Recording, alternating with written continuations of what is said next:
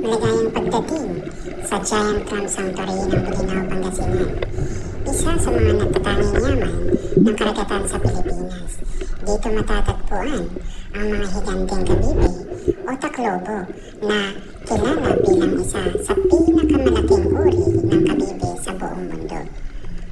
Bukod sa kanilang kahangahangang laki, mahalaga rin ang kanilang papel sa pagpapanatili ng malinis at masiglang ekosistema ng dagat.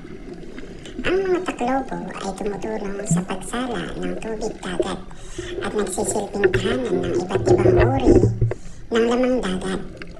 Dahil sa programang pangangalaga at konserbasyon, patuloy na paprotektahan at napaparami ang kanilang populasyon para sa mga sumusunod na henerasyon. Sa bawat pagbisita sa sanctuary ito, hindi lamang natin nasasaksihan ang kagandahan ng kalikasan, kundi natututuhan din natin ang kahalagahan ng pangalaga sa ating karagatan. Ang Giant Clam Sanctuary ng Bolinao ay isa sa patunay na sa pamamagitan ng sama-samang pagkilos, maipapamana natin ang ating likas na yaman sa hinaharap.